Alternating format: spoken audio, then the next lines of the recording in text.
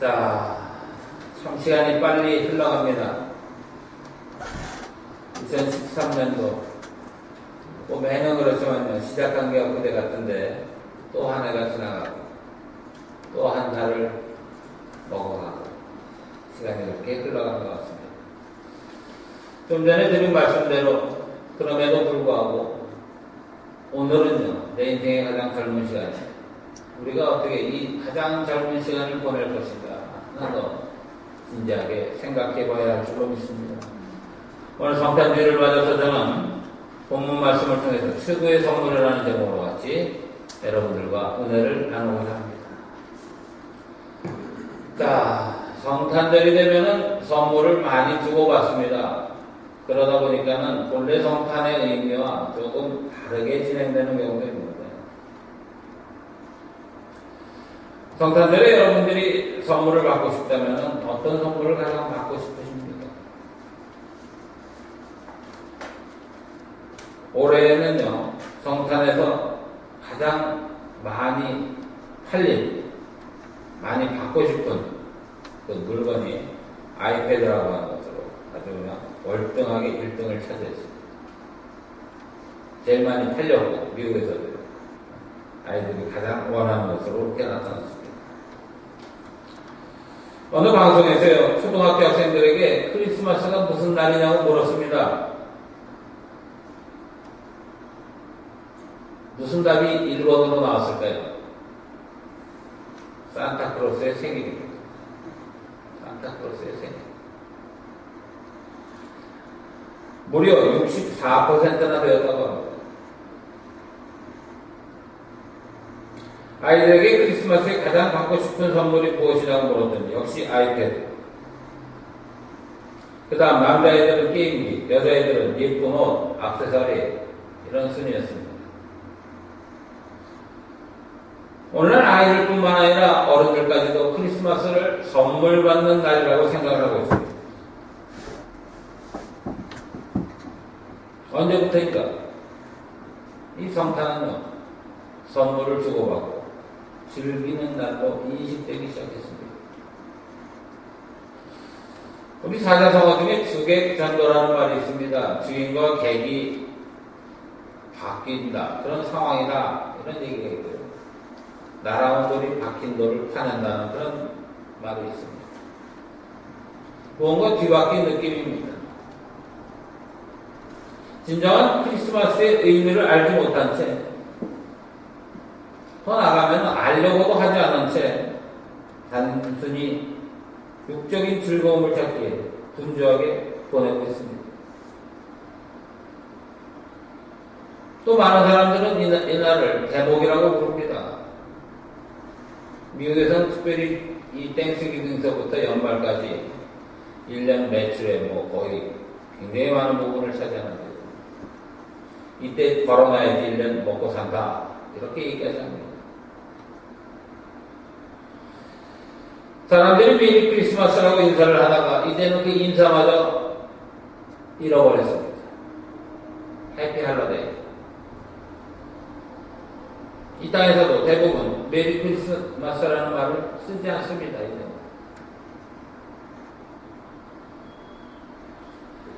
시간이 조금만 흘러가면은 이제 이 성탄이 어떤 식으로 우리에게 기억될지 모릅니다. 지금 자라나는 아이들이 산타크로스의 생일이라고 생각하는 그 아이들이 어른이 될 때쯤이면은 예수님이 없는 성탄, 예배가 없는 성탄, 감사가 없는 성탄이 될지도 모른다는 얘기입니다. 크리스마스. 성탄이라고 하는 것, 한마디로 정의하면 하나님이 우리에게 주신 최고의 선물입니다. 아이들에게 아이패드보다도 훨씬 더 좋은 우리의 인생을 바꿀 수 있을 만한 그런 역사적인 사건입니다. 최고의 선물이라는 얘기입니다. 하나님께서 죄로 말미암아 죽을 수밖에 없는 우리를 살려주시기 위해서 하나밖에 없는 독생자 아들 예수를 이 땅에 보내주셨습니다. 인간의 모습으로 가장 낮은 자리에 보내주셨습니다. 그런데요, 사람들은 하나님께서 주신 이 최고의 선물을 거절했습니다. 알아보지 못했습니다. 베들레헴에 있는 어떤 여관집 주인도 따뜻한 방을 내어주지 못했습니다. 그러다 보니까 말구유관에서 태어나신 겁니다. 최고의 선물이신 아기 예수님이 가장 낮은 자리에서 이 땅에 오셨습니다. 누굴 침대조차 없었습니다. 짐승들이 여물을 먹는 구유, 쉽게 얘기하면 말밥통입니다. 여기에 이었습니다. 어떤 신학자가 이런 얘기를 했습니다. 인류 최초로 최고의 선물로 이 땅에 오신 예수님에게 인간들이 최초로 준 선물은 구유였고 그 예수님에게 마지막으로 준 선물은 십자가였다. 예수님은 우리를 구원해 주시기 위해서 오셨는데요. 우리는요, 그 예수님께 말구유를 드렸고 십자가, 그 모진 고통에 피 흘림의 십자가를 드렸다는 얘기입니다. 자, 그렇다면 그 옛날 많은 사람들이 무슨 이유로 아기 예수 그리스도를 거절했을까요? 오늘 우리의 삶과 대비하면서 몇 가지를 생각해 보려고 합니다. 첫 번째는요, 다른 것들로 가득 차 있었기 때문입니다. 들어갈 자리가 없었습니다. 다시 로마 제국의 황제가 된 아구스도, 가이사 아구스도라고 했는데, 우리가 역사에서 배우는 대로 시저 또는 케사르 뭐 이렇게 얘기하는데, 로마 황제를 일컫는 말이 바로 가이사입니다. 이게 번역되다 보니까 이상한 단어로 되는 아우구스투스, 천하의 호적 정리를 명합니다. 인구조사를 하라는 겁니다. 인구조사는요, 병사를 모집하는 데와 세금을 걷는 두 가지 일에 가장 중요하게 사용됐습니다. 자, 이 일을 위해서 각자 고향으로 가서 호적을 정리해라 이렇게 명령을 냅니다. 황제의 명령입니다. 그러다 보니까는 요셉과 마리아가 요셉의 고향 베들레헴을 찾아가게 됩니다. 원래는 나사렛에 살고 있던 요셉이 만삭이 된 마리아를 데리고 황제의 명을 따르기 위해서 베들레헴에 갔다는 얘기입니다. 그런데 사람이 몰리다 보니까 어디에도 빈방이 없었습니다. 요즘 뭐 하다못해 전철을 타도 버스를 타도 노약자석이 있는데 만삭의 임신한 몸을 이끌고 있었지만 들어갈 자리가 없었습니다. 먼저 온 사람들이 방을 다 차지해버렸기 때문입니다. 이런 베들레헴의 상황은 오늘 우리에게 영적인 교훈을 주고 있습니다. 예수님께서 우리를 찾아오기를 원하시는데, 만나기를 원하시는데 우리의 마음속에 빈방이 없어서, 들어갈 자리가 없어서 만나고 있지 못하는 경우들이 참 많이 있다는 얘기입니다. 이미 다른 것들로 가득 차 있어서 주님이 들어올 자리가 없는 경우들이 있습니다. 지금은 원로 목사님이 되시며 뉴저지 아콜라교회 최효성 목사님이라는 분이 계십니다. 우리 선인경 목사님이 잘 아시는 분이십니다. 그분이 명상록이라는 책에서 이런 글을 쓰신 적이 있습니다. 월요일 주님이 내 집에 오셨지만 문 앞에서 돌아가 버리셨습니다. 주님이 말씀하십니다. 네 마음에는 아들, 딸이 가득 차서 내가 들어갈 자리가 없구나. 화요일 놓고만 하신 주님이 발길을 돌리셨습니다. 네 집은 돈에 대한 갈망으로 꽉 차 있어서 내가 들어갈 자리가 없구나. 수요일 나를 부르시던 주님은 슬픈 낯이 되셨습니다. 세상 재미에 귀가 먹어서 내 음성을 듣지를 못하는구나. 목요일 주님이 화를 내셨습니다. 내가 찾아왔는데도 조금 피곤하다고 인사도 하지 않는구나. 금요일 주님이 우셨습니다. 뭐라고? 나보고 다시 한번 십자가에 매달리라고. 토요일 거센 노크 소리와 함께 주님의 고함 소리가 들립니다. 야, 이제는 문도 열어주지 않느냐?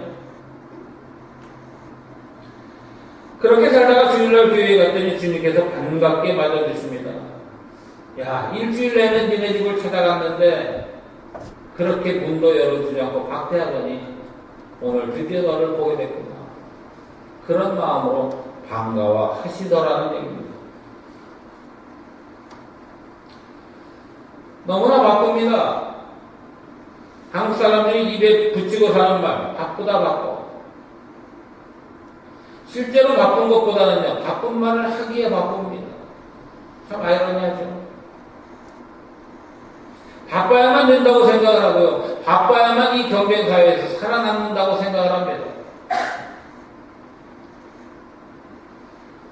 그런데 너무나 바쁜 나머지 우리는 중요한 것들을 잃어버리고 살아갑니다.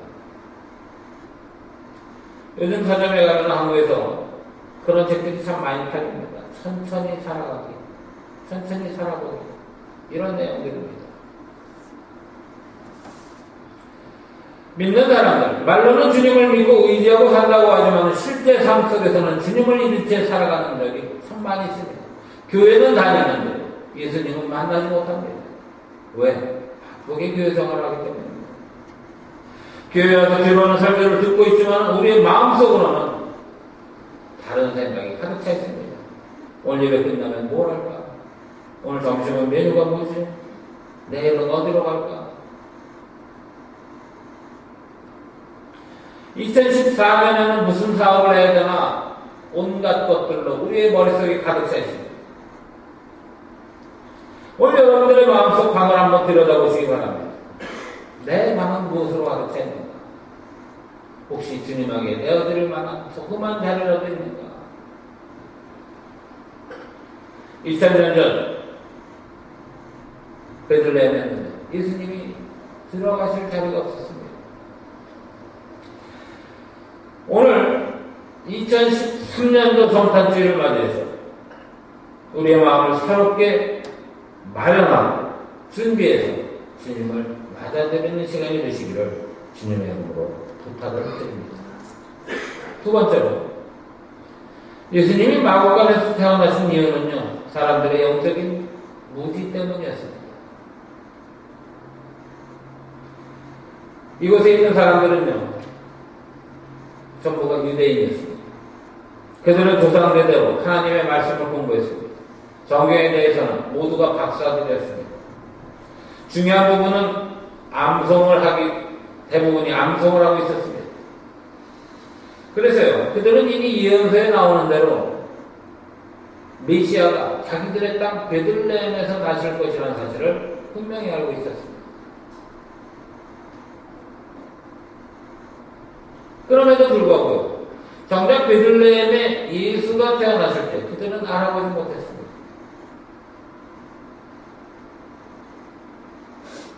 오래전에 영국 런던에서 있었던 일입니다. 폭우가 쏟아지던 어느 날 런던 교회의 한 농가를 지나가던 여러 사람들이요, 갑자기 비가 오니까는 그 농가 주인에게 문을 두드리며 부탁을 합니다. 우산 하나만 빌립시다. 우산 하나만 빌립시다. 다급하게 부탁을 하는데요, 주인은 별 생각 없이 자기가 쓰던 우산 중에서 가장 낡은 것 하나를 주었습니다. 그들은 그 우산을 받아서 한 여인에게 씌워주고 그곳을 떠났습니다. 다음날 어떤 사람이 예쁘게 포장된 편지와 함께 우산을 다시 가져왔습니다. 그 편지에는요, 참 감사합니다, 이렇게 정중한 인사와 함께 어제 우산을 빌렸던 여자의 사인이 기록되어 있었습니다. 그 밑에 엘리자베스 여왕, 실제로 있었던 일.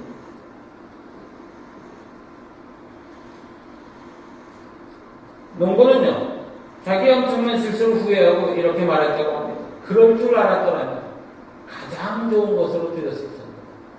그럴 줄 알았더라면. 그럴 줄 알았더라면 정성을 다해서 집으로 모셔서 대접을 했을 텐데, 그럴 줄 알았더라면.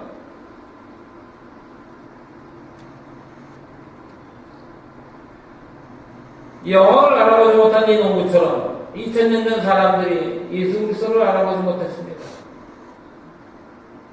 그리고 어쩌면 오늘 우리도 그러한 삶을 살아가고 있는지도 모릅니다. 성탄 선물을 주고받으면서도, 크리스마스 카드를 주고받으면서도, 맛있는 음식을 먹으며 여러 가지로 즐기고 있는 그런 상황 가운데 우리는 예수님을 알아보지 못하고 예수님과 동행하지 못하고 전혀 상관없는 삶을 살아가고 있지는 않습니다. 이 영적인 무지에서 어떻게 하면 헤어나올 수 있는가를 진지하게 고민해 봐야 한다는 얘기입니다. 방심하다가는 우리는 예수 그리스도와 전혀 상관없는 성탄들을 맞이할 수가 있습니다. 방심하다가는요, 우리의 인생도 나중에 그럴 줄 알았더라면 이 말들로 채워질 수 있다는 얘기입니다. 그럴 줄 알았더라면 내가 그때 좀 더 잘할 걸, 열심히 할 걸, 사랑할 걸, 봉사할 걸, 나눠줄 걸. 그래서 제가 늘 말씀드리지만 무덤에 가면은 껄껄껄 소리만 난다고 하지 않습니까?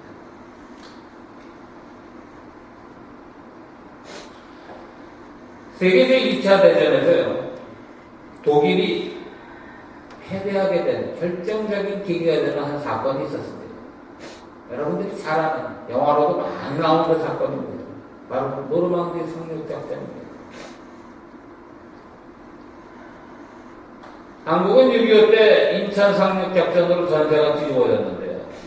이 세계 대전, 거대한 싸움에서 이 노르망디 상륙작전이라는 이 작전을 통해 가지고 전세가 바뀌었습니다. 사실 비달까지는요, 독일의 아주 파죽 기세였습니다.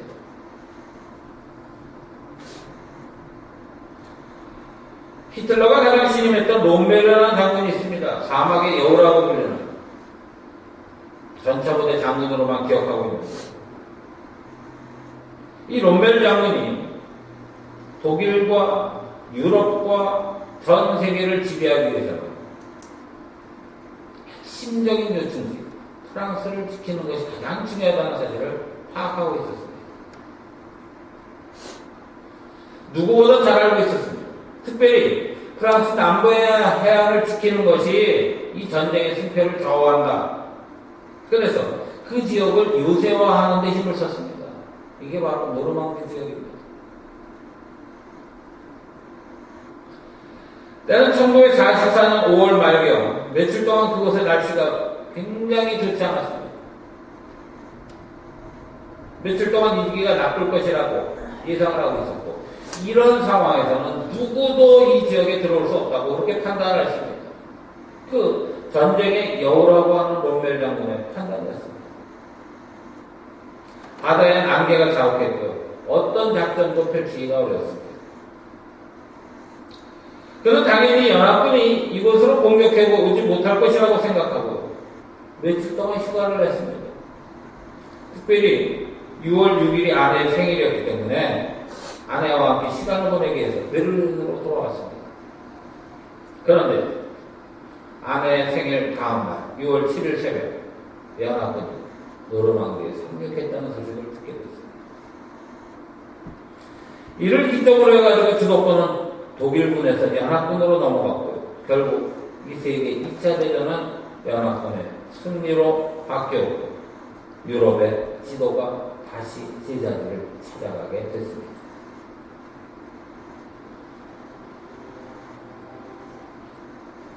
오늘 우리가 한 가지를 방심하게 되면 두 가지를 놓치게 됩니다.